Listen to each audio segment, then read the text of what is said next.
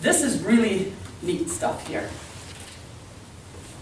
I'm going to just ask you to take one and pass it along very quickly. This is the evaluation contest judges guide and ballot. It looks just like the Gene, you won't need one of these. So if you get your pens out, and everybody can do the judging, so it gives you a chance. Guests and all, do it. We won't be counting it, you'll just get to have it. The really neat thing about judging, hopefully we have enough. The really neat thing about judging is that it doesn't matter if you're a tough marker or an easy marker. If you're finding that, wow, everybody, I think this is all, I use little tricks like plus or minus. But this doesn't matter because all that you put at the bottom is your first, second, and third place. So your score is not going to matter. So for everybody to get started, what we do in judging, I know the numbers are backwards, but if you want to be an effective judge, you'll put speaker number 1 out here to the right. And speaker number 1, or contestant number 1 is Peggy. They've drawn their numbers already. So out here at number 9 slot, take your pen right now and fill in Peggy. Since we have only 3 contestants, you don't have to worry about judging. You can go over here by number 7. And you can put in Judy. And then you can go at number 5 and put in Carl. Okay. So we have the 3 contestants today. I didn't have anybody else doing it, did I? I thought Anne was. Oh, Anne, sorry, yes. That's why I didn't go back there with my marker. And so go over number 3, and Anne is contestant number 4. Sorry, Anne. Now you go to the bottom of the page whenever you're starting a competition or a judging, go to the bottom and you must sign it or it would be no good. So go down and sign it right now. First thing ever, if you're ever judging, go down to the bottom and sign and date it. Otherwise, it has to be thrown out and that's not good. Do the evaluators judge the other? But not really, but you could today. The only one that's going to miss out on that is Anne because she'll be the last one, so she wouldn't get judging the others. But it's a good exercise. And you won't until you're in the room. So as an evaluator, all evaluators hear the speech, create the evaluation, and then they leave the room.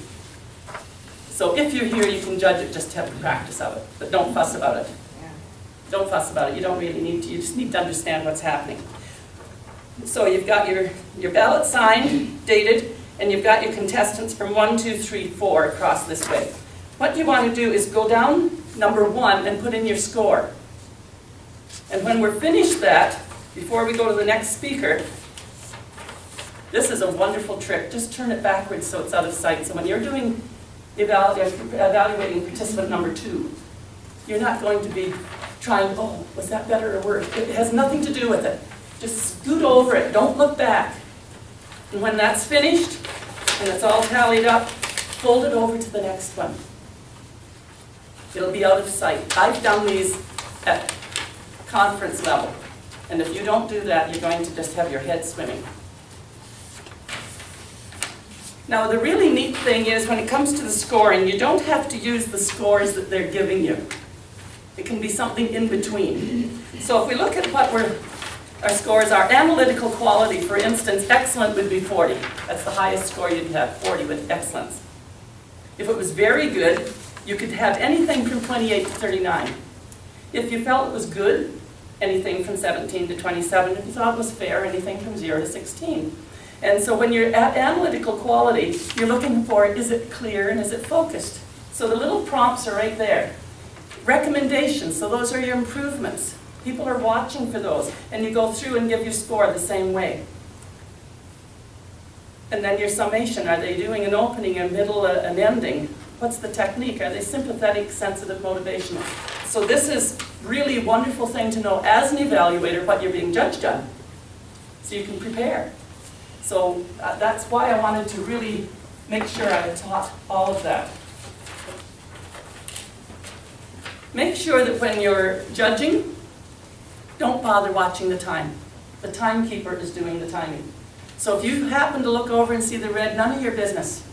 Just judge what you're hearing. Timekeeper's doing the timekeeper's job. Okay?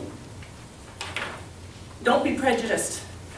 You don't want to know, well, just because it's somebody from your own club. If you were at the area contest for judging or the division or on up in the other ones, you might say, well, I want my club to win, so I'm going to give them a higher mark.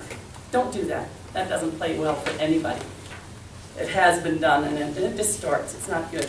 We're judging this minute. This isn't about your life of speaking. We're talking about this minute that you're on stage.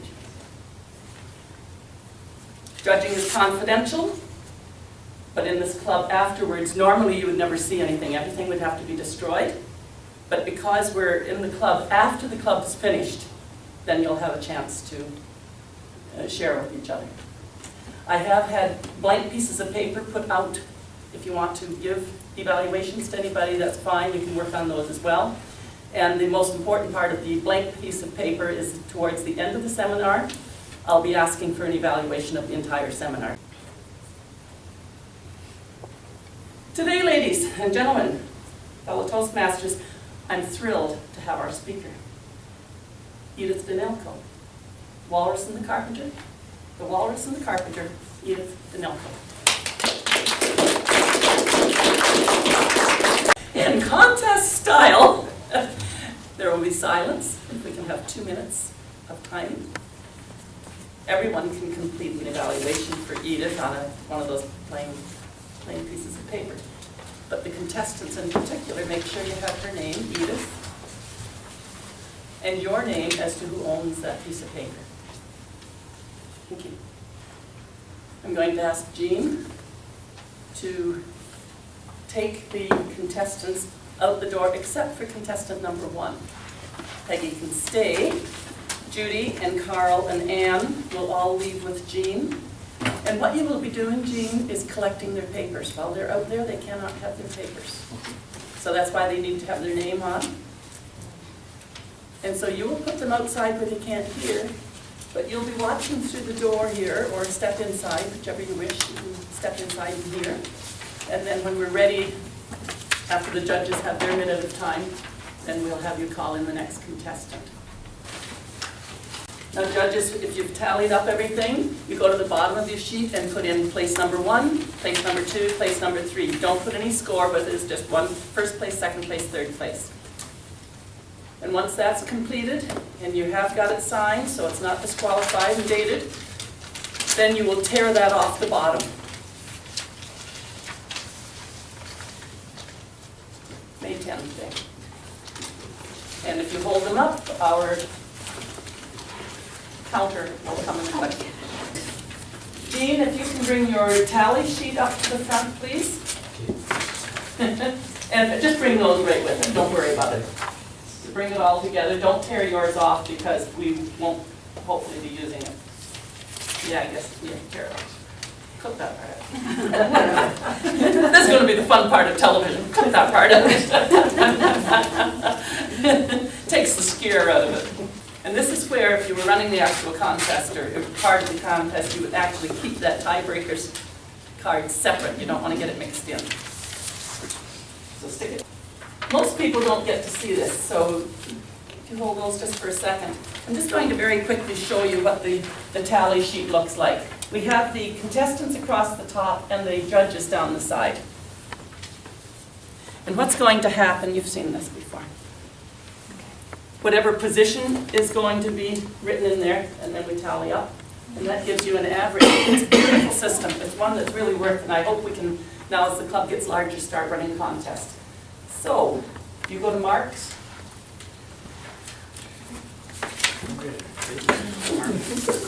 You got marks there?